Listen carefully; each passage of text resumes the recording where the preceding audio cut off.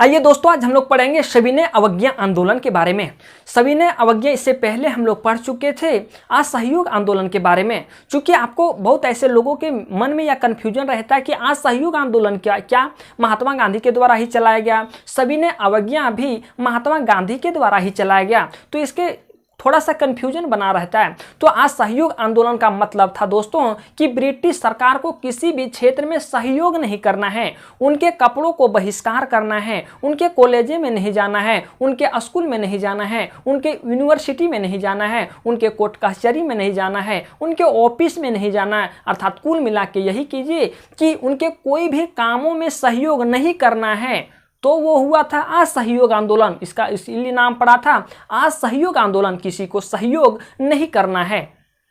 अब यहाँ सविनय अवज्ञा आंदोलन का मकसद ये है कि जो भी आज्ञा ब्रिटिश सरकार के द्वारा भारतीय पे लागू किया जा रहा है, उनकी आज्ञा को ना माने, अर्थात अवज्ञा करें, आज्ञा को ना माने, इनकी अवज्ञा करें। इसका नाम इसलिए पड़ा सविनय अवज्ञा आंदोलन। चीजें आपको क्लियर हो गया होगा, सविनय अवज्ञा आंदोलन का मकसद क्या था और असहयोग आंदोलन का मकसद क्या था। सविनय अवज्ञा आंदोलन जब चला हमारे भारत में, जब ये महात्मा गांधी के द्वारा चलाया गया था, इस पे से झारखंड में भी असर पड़ा।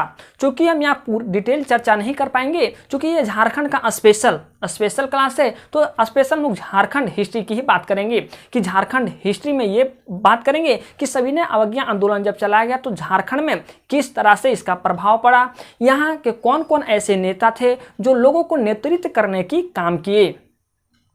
तो सविनय अवज्ञा आंदोलन का शुरुआत कब आती है? जब 1929 में कांग्रेस अधिवेशन लाहौर में हुआ। 1929 ईस्वी में, फुल डेट लिखिएगा, दिसंबर 1929 ईस्वी में कांग्रेस अधिवेशन लाहौर में हुआ। इसकी अध्यक्षता जवाहरलाल नेहरू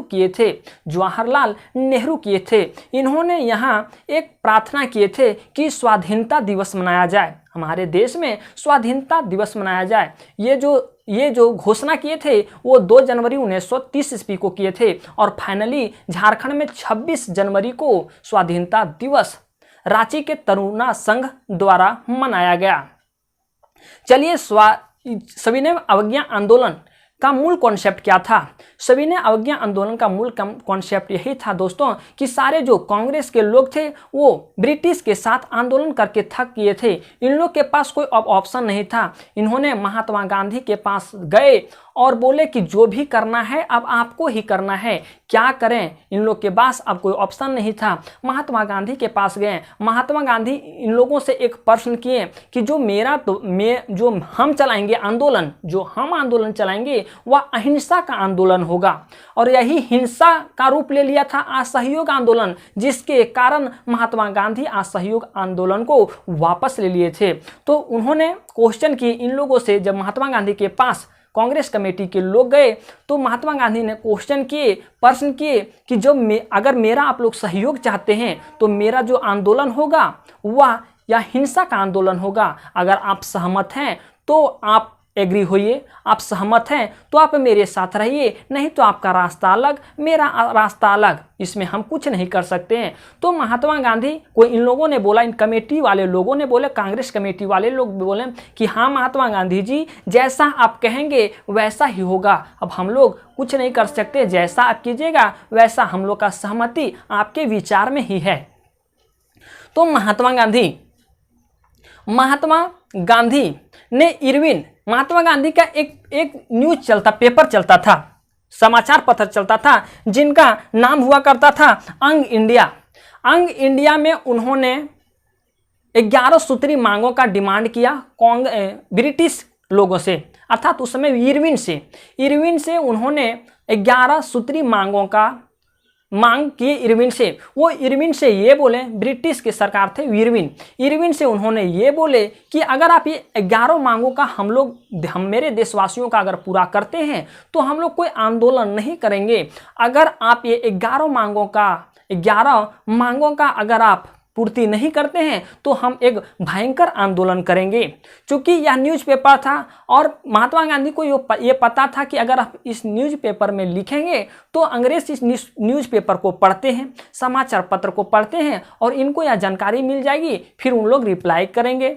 कोई जवाब देंगे, लेकिन उन लोगों के द्वारा कोई रिप्लाई नहीं आया, कोई जवाब नहीं आया ब्रिटिश सरकार के द्वारा। तो इन्होंने फिर से खास एक चिट्ठी लिखी इरविन को कि आप मेरे 11 मांगों को पूर्ति कीजिए। अब आपके मन में प्रश्न ये चल रहा होगा कि कौन कौन से वो 11 मांग थी, कौन कौन से वे 11 मांग थी जो महात्मा गांधी ब्रिटिश सरकार से मांगे थे।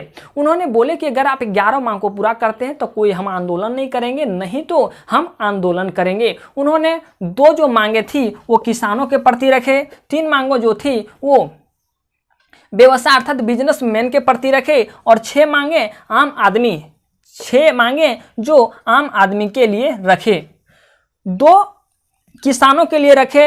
हम आपको यहाँ शॉर्ट में बता देते हैं कि किसानों के प्रति ये रखे कि अगर किसान जो उपज करते हैं, जो खेती करते हैं, उनका जो कर आप लेते हैं उनका 50% कर छोड़ दीजिए, 50% लीजिए, अर्थात जितना आप अभी कर ले रहे हैं उसका 50% में छूट की जाए।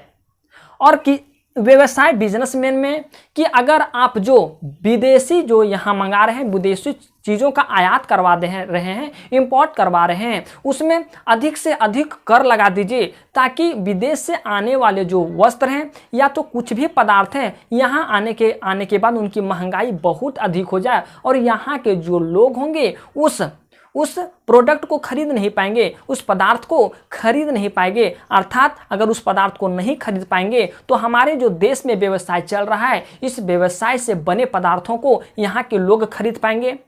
बाहर का अगर नहीं खरीदेंगे तो कम से कम यहाँ का खरीदेंगे। इस तरह से हमारे यहाँ का जो बिजनेसमैन लोग हैं उनका व्यवसाय ऐसा चलता रहेगा और वहाँ के जो पदार्थ आएगा वह काफ़ी महंगा होगा और यहाँ के बनाया गया जो बिजनेसमैन के द्वारा बनाया गया पदार्थ होगा वह उनका जो लागत होगा वह कम होगा। ऑब्वियसली सी बात है, कोई भी लोग कम रेट वाले चीज़ों को खरीदना चाहेंगे। तो इस तरह से हमारे जो व्यवसाय है, व्यवसाय मैन अर्थात बिजनेसमैन लोगों का भी निरंतर व्यवसाय चलता रहेगा।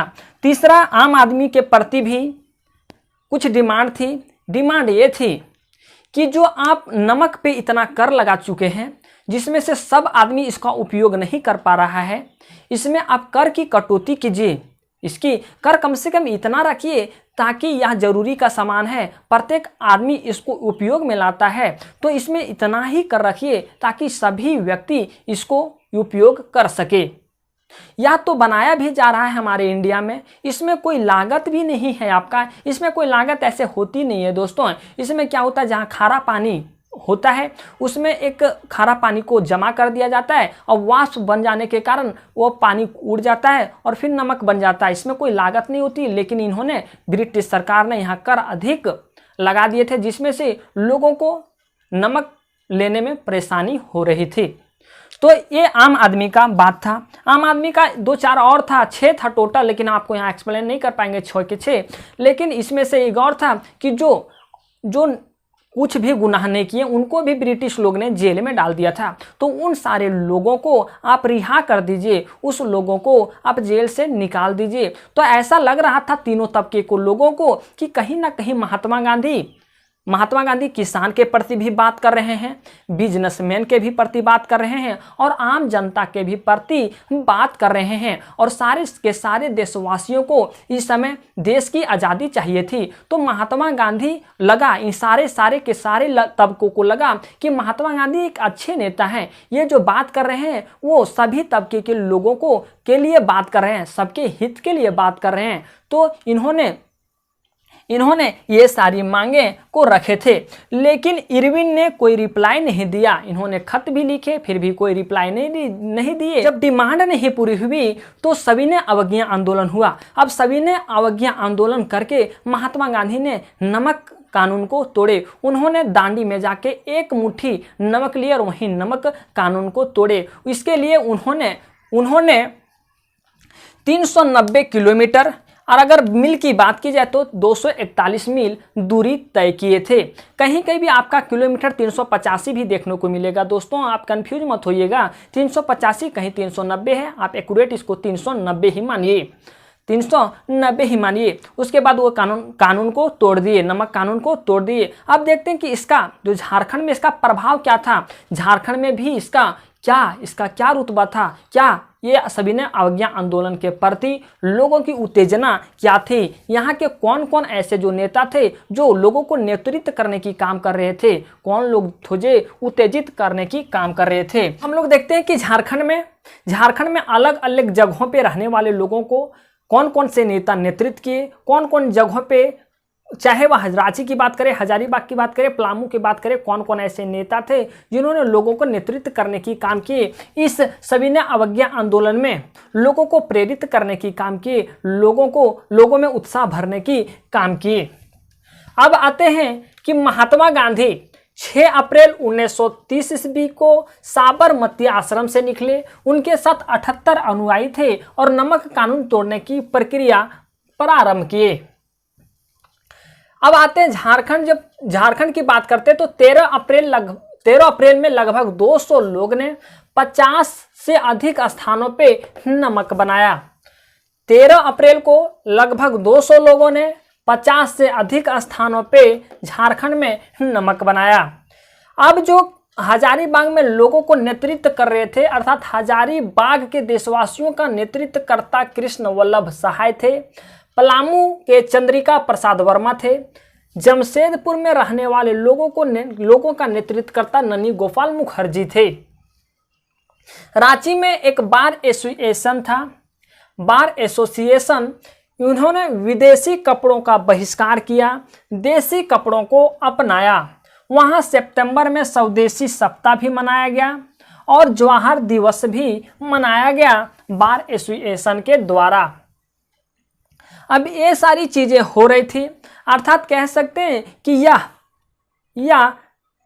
जो आंदोलन है सविनय अवज्ञा आंदोलन, यह हमारे देश में कारगर सिद्ध हो रहा था। तो इस चीज को देखते हुए जो नेतृत्वकर्ता लोग थे, अर्थात नेताओं को, झारखंड के नेताओं को, उसमें से नेता का नाम नगर माल मोदी, पी.सी. मित्रा, देवकी नंदन लाल, ये सारे लोगों को ब्रिटिश सरकार द्वारा गिरफ्तार किया गया और जुलूस निकाल रहे थे, सभाएं कर रहे थे, ये सारे के सारे सभाओं को उन्होंने ये सब करने से मना कर दिए। क्योंकि अब डर था ब्रिटिश लोगों को कि अब जो है इन लोग मेरी आज्ञा को उल्लंघन कर रहे हैं, तो ये शायद ये अपने कामों में कामयाब हो जाएंगे। तो जो लोग थे जो आगे निकल के आते थे, जो नेता, उनको अंग्रेजों द्वारा गिरफ्तार कर लिया जाता था। अब हजारीबाग 1930 ईस्वी में बजरंग सहाय और सुखलाल सिंह लोगों को संबोधित किए और चौकीदारी जो कर था उसका विरोध किए। चौकीदारी कर का जो विरोध किए वो सुखलाल सिंह और बजरंग सहाय ने किए, और बजरंग सहाय और सुखलाल सिंह ने हजारीबाग के लोगों को संबोधित भी किया। अब हजारीबाग बोले तो हजारीबाग बहुत बड़ा है, तो इसमें से कुछ खास जो क्षेत्र हैं उन क्षेत्रों का नाम हम लिखे हैं, धनवार, मांडू, कुंजू, डुमरी, डोमचांच आदि। इस संबंध में संबोधित भी किए। फिर वहां सभा का आयोजन भी किया गया इन सारे क्षेत्रों में। क्योंकि यहाँ के जो देशवासी थे मानने वाले नहीं थे, इनको आज़ादी चाहिए, भले जान चली जाए तो चली जाए, लेकिन स्वाधीनता चाहिए थी। तो अब फिर से इन लोग ने सभा का आयोजन करना चालू कर दिया। आती है 22 अक्टूबर 1931 ईस्वी को, 22 अक्टूबर 1929 ईस्वी को केशव हॉल जो हजारीबाग में एक सभा हुआ, जिनके नेतृत्वकर्ता श्री कृष्ण थे। 12 अक्टूबर 1931 ईस्वी को केशव हॉल में, हजारीबाग में है ये केशव हॉल, वहाँ एक सभा हुआ जिनके नेतृत्वकर्ता श्री कृष्ण थे।